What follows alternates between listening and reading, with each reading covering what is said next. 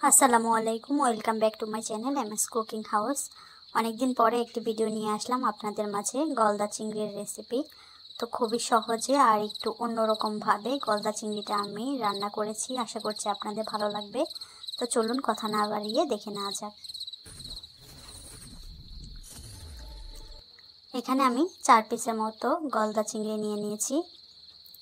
তো গলদা চিংড়িগুলোকে আমি ভালো করে ভিতরের রক সহ পরিষ্কার করে ক্লিন করে নিয়েছি।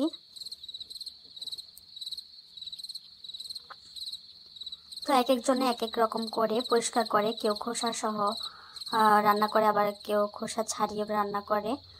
তো আমি মাঝখান দিয়ে চিড়ে দিয়েছি, আর এভাবেই আমি আজকে রান্না করব খোসা সহ। আর মাথার ময়লা আর রগগুলো কিন্তু ভালো মতো ফেলে দিয়েছি।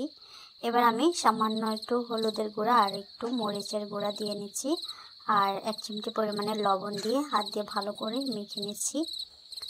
আর মেখে নেওয়া হয়ে গেছে। এবার আমি একটি ফ্রাই প্যান বসিয়ে দিয়েছি, তেল দিয়ে দিয়েছি। তেলটা গরম হয়ে আসলে দিয়ে দিচ্ছি গলদা চিংড়িগুলো। এগুলো এরকম করে একটু ভেজে নিলে এটা খেতে কিন্তু অনেক ভালো লাগে আর মশলাগুলো ভিতরে ঢুকে।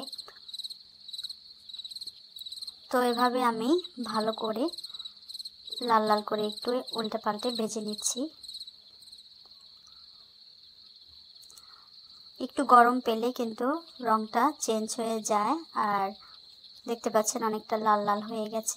একদিকে ভাজা হতে থাক, আমি একটি ব্লেন্ডারে নিয়ে নিচ্ছি 1/2 চা চামচ হলুদ গুঁড়া, 1 চা চামচ মরিচ গুঁড়া, আর দিয়ে দিচ্ছি জিরা গুঁড়া 1 চা চামচ, আর দিয়ে দিচ্ছি মাছের মশলা 1/2 চা চামচ, দিয়ে দিচ্ছি স্বাদ মতো লবণ, দিয়ে দিচ্ছি 1 চা চামচ রসুন বাটা, 2-3টি কাঁচামরিচ ফ্লেভারের জন্য, আর দিয়ে দিচ্ছি একটা বড় সাইজের পেঁয়াজ, দিয়ে দিচ্ছি টমেটো কুচি।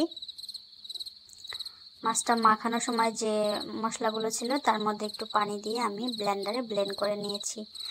আসলে আমি এখানে যে মশলাগুলো দিয়ে রান্না করব ঠিক একই পরিমাণ সেই অনুযায়ী মশলাটা কিন্তু আমি ব্লেন্ডারে দিয়ে ব্লেন্ড করে নিয়েছি। এতে করে কিন্তু এটার টেস্ট কিন্তু অনেক বেশি আসবে।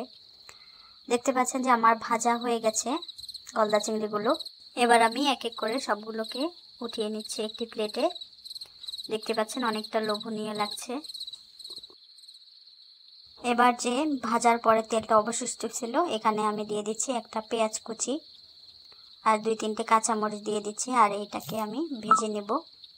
তো হালকা একটু কালারটা চেঞ্জ হতে শুরু করলেই আগে থেকে যে পেস্ট করে রেখেছিলাম সেই মশলাটা আমি এখানে দিয়ে দিচ্ছি।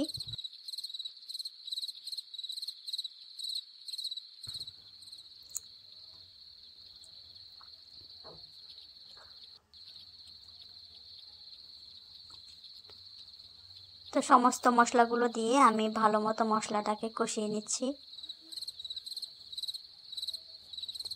এভাবে আপনারা যদি যে কোনো মাংসের তরকারি বা মাছের তরকারি রান্না করেন, এতে স্বাদ কিন্তু অনেক লোভনীয় হবে। এটা আপনারা যদি বাসায় ট্রাই করেন তাহলেই বুঝতে পারবেন। তো আমার মশলাটা কষানো হয়ে গেছে। এবার আমি ভেজে নেওয়া চিংড়ি মাছগুলো দিয়ে দিচ্ছি।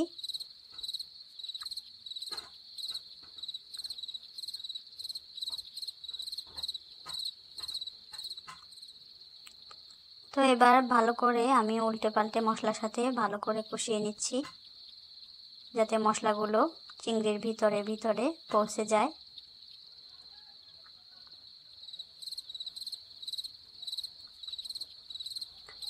তো এখন পর্যন্ত যারা দেখছেন একটা লাইক দেননি, প্লিজ ভিডিওতে একটা লাইক দিয়ে দিবেন। ভালো লাগলে চ্যানেলটিকে সাবস্ক্রাইব করে রাখবেন।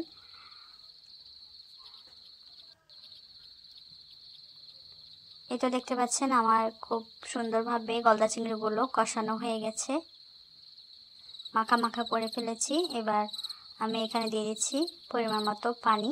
তো বেশি পানি রাখবো না, তাই আমি অল্প পরিমাণে আমি ব্লেন্ডারটা ধুয়ে একটু পানি দিয়ে দিলাম। তো এভাবে রান্না করলে কিন্তু অনেক মজার হয়। আমি বেশিরভাগ তরকারি কিন্তু এভাবে রান্না করে থাকি, যেগুলো গ্রেভি বেশি দরকার। মাংস ভুনা ভুনা করলে অথবা এরকম গলদা চিংড়ি ভুনা করলে এভাবে কিন্তু করলে দেখতে পারবেন আপনারা। আমরা যে গুঁড়ো মরিচটা ব্যবহার করি সেটার জন্য কিন্তু অতটা টেস্ট আসে না। আপনারা যদি এভাবে ব্লেন্ডারে করে তারপর রান্না করেন, দেখবেন একদম বাটা মশলার যে ফ্লেভারটা সেটাই পাবেন। তো দেখতে পাচ্ছেন আমার তরকারি রান্না কিন্তু হয়ে গেছে। আমি এতটুকুই ঝোল রাখবো, মাখা মাখা রাখবো। অসম্ভব লোভনীয় হয়েছে, দেখে কিন্তু বোঝা যাচ্ছে। কেমন হয়েছে আমার রান্নাটি অবশ্যই কিন্তু আপনারা জানাতে পারেন। এবার আমি পরিবেশন করে নিচ্ছি। দেখতে যেমন লোভনীয়, খেতে কিন্তু আলহামদুলিল্লাহ অনেক মজার হয়েছিল। তো ভিডিওটি দেখার জন্য আপনাদের অসংখ্য অসংখ্য ধন্যবাদ।